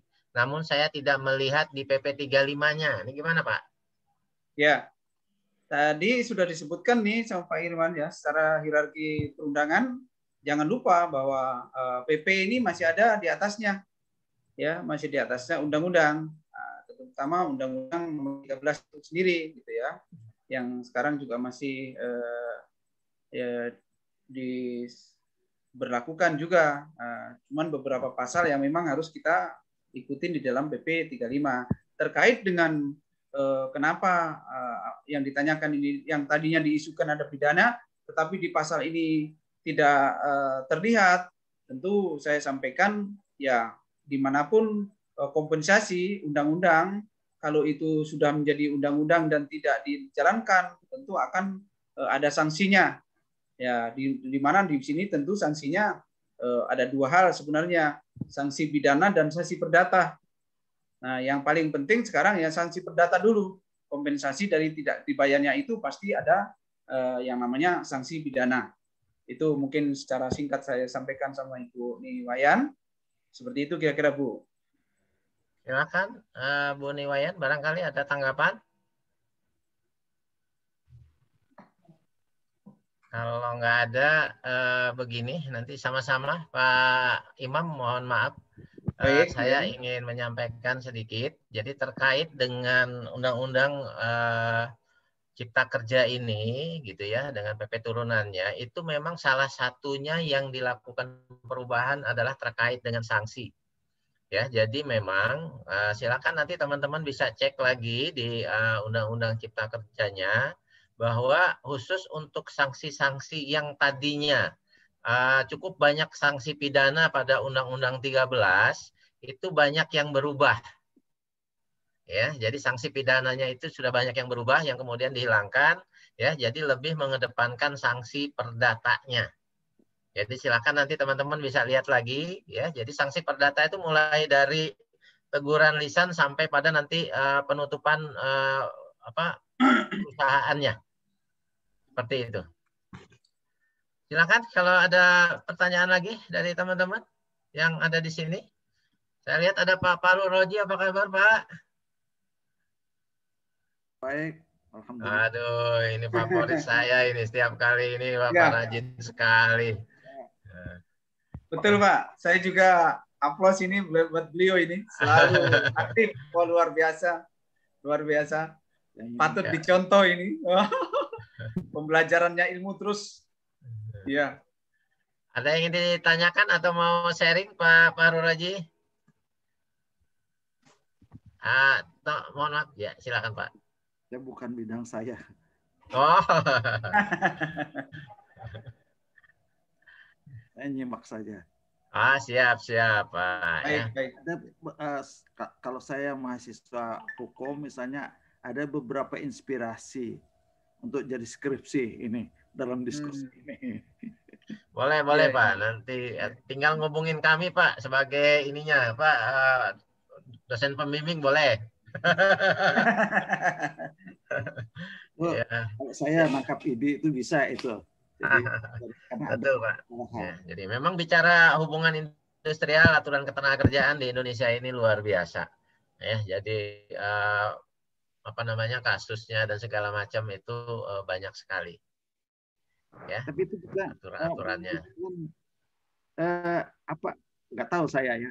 Apa ketidakmatangan kita dalam menyusun satu perundang-undangan, peraturan dan sebagainya, sehingga ada semacam kontradiksi dan diinterpretasikan yang berbeda-beda. Ini masalah hukum kita. Ya. Tapi saya bukan bidang HR, saya juga bukan hukum, tapi saya hanya belajar tentang ini karena saya kebetulan memegang suatu yayasan pendidikan. Nah, jadi bagaimana saya mengembangkan yayasan ini nantinya saya sedang menata. Jadi saya belajar tentang manajemen, manusia dan sebagainya. Latar belakang saya malah ilmu pertanian. Sama Pak, saya juga orang pertanian kok Pak. Dari institut fleksibel banget Pak. Iya. Silakan Bapak Ibu, barangkali kalau masih ada, kita masih punya cukup waktu untuk berdiskusi. Ya, karena memang PP 35 ini sebenarnya adalah PP yang kalau bisa saya bilang itu di webinar ini viral sekali. Ya, jadi banyak banget itu yang menginterpretasikan. Bahkan saya minggu lalu menegur seorang pembicara yang dengan sengaja membuat judul yang kalau menurut saya seharusnya tidak perlu seperti itu. Ya, jadi kan kita tidak ingin jadi trainer atau jadi pembicara mengajarkan bagaimana kita melanggar aturan hukum. Gitu ya. Jadi saya agak tegur juga karena kebetulan satu grup dengan saya. Ya, tapi intinya yaitu tadi bahwa kita hanya menjadi corong atau untuk sama-sama belajar bagaimana menginterpretasikan peraturan-peraturan yang ada berdasarkan pengalaman kita. Kira-kira begitu kan ya Pak Imam ya? Siap, Bapak. Ya. Silakan Bapak-Bapak Ibu kalau masih ada diskusi lagi. Ya, kita masih cukup banyak waktu karena sebenarnya memang kalau kita mau gali lebih banyak lagi, masalah penerapan PP 35 ini sebenarnya sangat luas.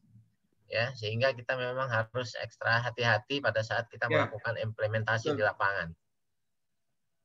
Apakah masih ada lagi yang ingin bertanya? Saya lihat Pak Laurentius belum nanya. Wah, barangkali ada yang mau disampaikan? Halo Pak, mau tanya lagi boleh? Oh, monggo Ibu. Silakan Bu Eli. Pak, ini saya juga baru belajar ya. Saya baru belajar HR. Baru masuk 3 bulan sebenarnya Pak. Baru pindah perusahaan, di perusahaan yang baru sebenarnya saya baru 3 bulan. Ini saya mau tanya Pak, kalau yang di aturan yang baru ini saya belum baca yang cuti tahunan itu, apakah yang cuti besar, cuti 6 tahun yang dapat 42 hari itu, apakah ini sudah dihilangkan atau masih ya? Ya, silakan Pak Imam. Pak Iraja sekarang silakan dibantu. Waduh, ini nanti apa pembicaranya jadi dibagi 2 ini. Boleh. Kepuasan Pak. Ya. Supaya teman-teman ini menjadi punya nilai tambah yang hebat ya. Saya rasa itu yang paling penting ya. Siap teman-teman. Saya sebenarnya nggak boleh berpromosi karena memang jujur saya juga pembicara, saya juga trainer dan saya besok juga ada materi terkait dengan ini gitu, khusus lebih terkait dengan PP 35 gitu ya. Tapi saya lebih banyak masalah PKWT-nya khusus besok begitu. Jadi begini Bu Eli, terkait dengan cuti ya, cuti tahunan, cuti panjang itu memang pada saat awal-awal RUU Cipta Kerja ini digulirkan, isunya itu kan memang dihilangkan. Sehingga itulah yang menjadi salah satu pemicu demo banyak banget gitu ya. Semua cuti haid itu juga dihilangkan. Padahal dalam prakteknya itu tidak dihilangkan sama sekali, Ibu. Ya. Nah, hanya terkait dengan cuti panjang ya. Itu di PP 35 itu dikatakan bahwa bagi yang telah menerapkan itu bisa dibilang diwajibkan untuk tetap melakukan ya, karena sesuatu yang sudah baik itu tidak kalau dibilang dikurangin itu kan pasti akan menimbulkan potensi konflik di dalam perusahaan ya. Jadi sesuatu yang baik itu tetap dilanjutkan. Jadi di dalam PP 35 khusus untuk masalah cuti tahunan dan cuti panjang itu tetap ada Bu ya. Jadi hanya memang diamanatkan itu untuk diatur di dalam PP PKB masing-masing. Terlebih yang sudah menerapkan cuti panjang. Ya, jadi yang cuti panjang itu tetap diharapkan diberlakukan bagi perusahaan-perusahaan yang memang sudah menerapkan. Jadi kalau teman-teman sebenarnya mau tahu bahwa sebenarnya pada saat ide cuti panjang ini diberlakukan, ya, itu memang juga tidak ada aturan khusus yang menetapkan perusahaan yang mana, ya. Jadi hanya disebutkan perusahaan-perusahaan tertentu yang menerapkan, ya, sehingga kemudian hanya perusahaan-perusahaan yang sudah menerapkanlah ini yang wajib tetap melakukan. Tapi bagaimana kalau perusahaan yang belum melakukan ingin melakukan, silahkan. Ya, itu tentu saja tergantung kesanggupan dari masing-masing perusahaan. Ya kan? Karena kalau kita bicara cuti panjang, satu, waktu yang hilang dari karyawan karena meninggalkan pekerjaan menjadi lebih banyak. Kemudian yang kedua, ada kewajiban uang uang cutinya sendiri di sana yang harus dibayarkan. Ya, jadi itu tergantung kesanggupan dari masing-masing perusahaan. Kira-kira begitu, Bu Eli? Halo? Bu Eli ini terkendala terima kasih, ini Pak. kayaknya. Iya, terima kasih, Pak. Iya, siap. Siap, Bu. Silakan Bapak Ibu yang lain. Saya cuman ingin bercerita tentang pengalaman yang saya dapatkan saja, bahwa sebenarnya penerapan daripada seluruh peraturan atau seluruh perundang-undangan itu terklasifikasi ke dalam kelas perusahaannya sendiri sebenarnya. Di dalam prakteknya seperti itu, ya. Kalaupun juga praktek yang harus dilakukan itu memang berdasarkan undang-undang ataupun peraturan yang berlaku, jujur saya dapatkan ya memang masih kurang lebih dalam prosentasi saya itu baru 25%. Hanya saja kita sebagai pemegang amanat atau yang mungkin bisa dikategorikan yang lebih dulu belajar, ya memang kewajiban kita menyampaikan itu. Seperti yang tadi Pak Irwansyah sampaikan, ada perusahaan besar yang memang sudah melakukan itu, ya memang benar. Tapi ada juga perusahaan yang belum melakukan itu, ya di dalam praktek manajemen bisnisnya, ya memang seperti itu kondisinya. Seperti itu. Tetapi mungkin di dalam akhir ini nanti, saya akan mencoba memberikan satu oleh-oleh yang kayaknya belum dibahas sama sekali di sini. Nanti boleh dipelajarin. Saya akan kirimkan nanti oleh Pak Vicky tentang tabel perhitungan lembur, ya, tentang tabel perhitungan lembur, sehingga nanti bisa dijadikan acuan di dalam praktek di perusahaannya. Itu mungkin yang saya ingin sampaikan. Baik Pak Irwan, ya, dari saya cukup, ya. Baik. Terima kasih Pak Imam. Ini ada pertanyaan lagi karena kita masih punya waktu ya, teman-teman. Ya. Kalau boleh kita maksimalkan. Silakan Bu Niwayan.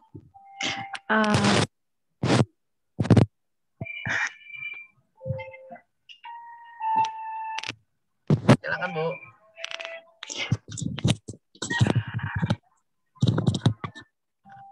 Oh. Bu Niwayan. Bu.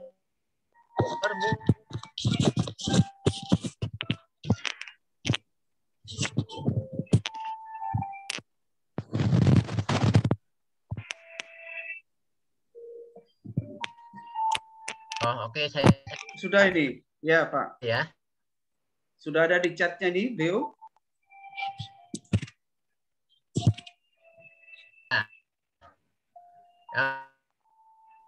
Iya, Bu. Chatnya ya. Kita selesai perusahaan memutuskan untuk PKWT-nya dihitung dari PKWT, Pak. Halo, ya. Pak Imam. Siap. Jadi ini PKWT-nya udah selesai, kemudian mau di PKWT-kan atau dijadikan karyawan permanen. Nah, perhitungan masa kerjanya dihitung dari mana, Pak? Ya, dihitung sejak masa PKWT. Dari PKWT. Dihitung sejak masa PKWT. Kalau untuk di permanen ya. Boleh. Jadi begitu, Pak Yan. Ada sampaikan?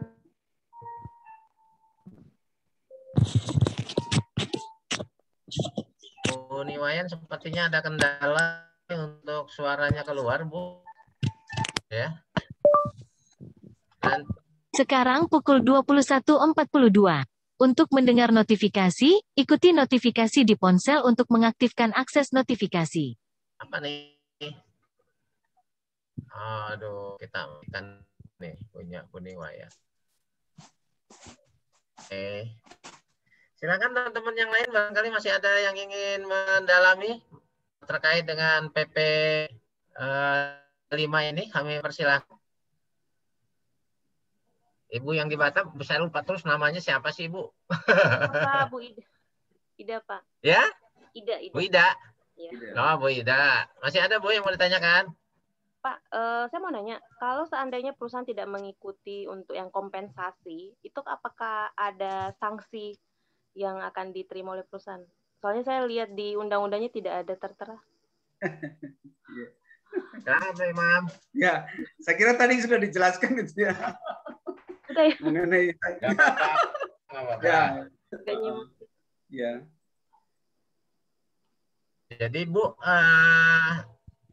kalau di PP-nya nggak ada, maka kita lihat undang-undang.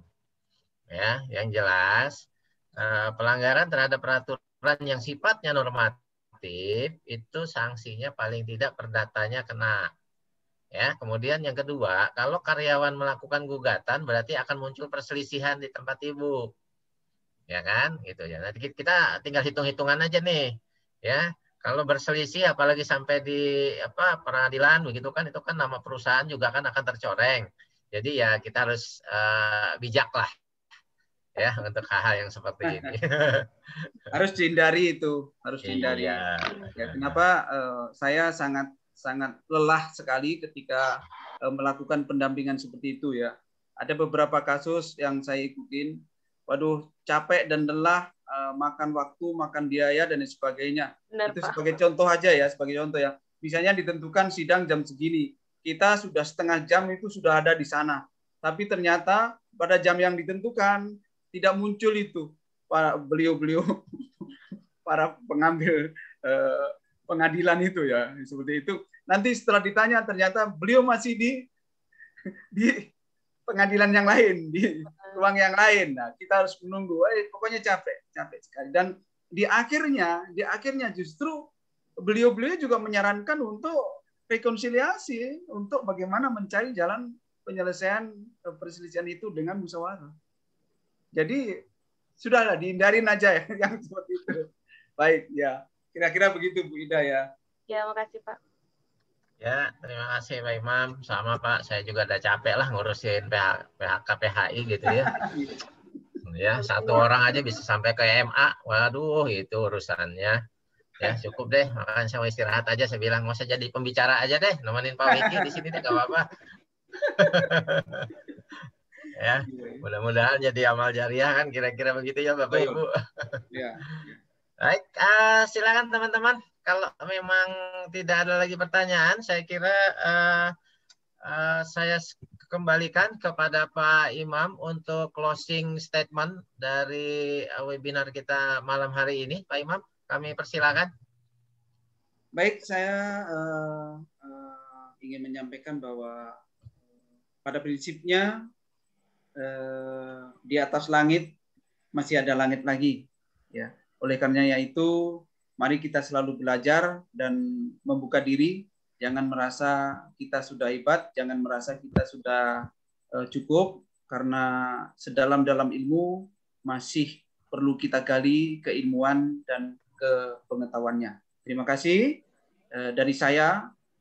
Sekali lagi mohon maaf apabila masih ada beberapa kekurangan, tetapi yang paling penting malam ini adalah satu langkah baik untuk belajar dan belajar dan belajar. Terima kasih, Pak. Baik, terima kasih Pak Imam. Baik, teman-teman sekalian, mari kita kasih aplaus untuk Pak Imam atas materi kita hari ini. Karena saya buka, saya pakai aplaus aja gitu ya. Terima kasih. Mau kasih reaksi boleh. Ya. Iya, terima kasih Pak Imam Santoso untuk materinya yang powerful gitu ya. Kita jadi duet ini Pak, duet maut begitu ya. Ya, mudah-mudahan berlanjut Pak. Iya, sama-sama Pak. Mudah-mudahan teman-teman yang hadir di sini juga bisa mendapatkan tambahan wawasan, insight gitu untuk bagaimana kita bisa mengimplementasikan pelaksanaan dari PP Turunan 35 ini ya. Sebelum kita tutup dan kita foto bersama teman-teman, dari saya barangkali begini, karena saya orang NLP gitu ya, katanya founder dari NLP ya, itu terdapat perbedaan yang besar antara belajar sesuatu dengan kesadaran ada sesuatu yang harus dipelajari. Ya, jadi ada perbedaan yang besar nih dengan kita belajar sesuatu ya dengan ada sesuatu yang ingin atau harus kita pelajari. Jadi apa yang kita lakukan pada malam hari ini karena kita memang menyadari ada sesuatu yang harus kita pelajari. Ya, jadi mudah-mudahan dengan adanya kesadaran seperti itu, ilmu itu akan mudah kita ingat dan kemudian kita benar-benar meresapi dan kemudian dengan itu kompetensi kita menjadi bertambah. Ya, seperti yang selalu Pak Miki sampaikan, ini saatnya upgrade skill, upgrade knowledge, gitu ya. Tidak ada satu minggu pun yang kita lewatkan tanpa kita harus melakukan update skill. Wah, ini contohnya itu ada di sini, Pak Fahrul Raji, luar biasa beliau. Luar biasa. Ya, baik Bapak Ibu, mohon kesediaan ya untuk bisa membuka kalau memang dimungkinkan untuk bisa membuka videonya, kita foto bareng ya. Karena ini hanya ada 15, cukup satu layar ya. Jadi saya nggak perlu pindah-pindah layar ini. Ya. Bu Yeni dan Bu Eli, apakah bisa buka videonya? Bu Wayan juga? Pak Laurentius? Oh, kalau enggak ya saya sambil ini aja dulu ya. Nah, saya lupa. Silakan senyum dulu teman-teman. Mantap. Ya. Oke. Kemudian sekali lagi pakai begini. Saya nggak bisa karena saya neken. Iya ya. Nah, saya jadi lupa ini. Yang benar tuh kontrol apa FN ya? FN ya. Oke, 1, 2, 3. Oke, sebentar teman-teman. Biar yakin, saya mau pakai kamera saya. Ya. Biar yakin. 1, 2, 3. Oke. Baik, terima kasih Pak Imam sekali lagi untuk materi yang disampaikan. Terima kasih Pak Miki juga ya. Teman-teman sekalian. Selaku founder dari HR Wiki, terima kasih untuk kepercayaannya kepada kami berdua untuk memandu acara malam hari ini. Dan teman-teman semua yang berpartisipasi, mudah-mudahan ilmu ini bisa menjadi tambahan bekal kita untuk menjadi kita lebih kompeten dan kemudian itu bisa menjadikan kita semakin berkah buat orang lain. Karena sebagai HR kita itu adalah bapak dari mereka semua, ya, ibu dari mereka semua. Itu yang saya selalu sampaikan di banyak tempat. Ya, itu saja. Sekali lagi terima kasih. Ya, mohon maaf kalau ada salah-salah. Saya selaku moderator acara pada malam hari ini, mohon maaf apabila ada hal yang kurang, yang salah. Sekali lagi terima kasih teman-teman sekalian. Ya, saya tutup pertemuan kita malam hari ini. Terima kasih. Assalamualaikum warahmatullahi wabarakatuh. Waalaikumsalam. Sampai ketemu lagi Bapak Ibu. Terima kasih Bapak Ibu. Terima kasih Pak. Terima kasih Pak Miki. Terima kasih.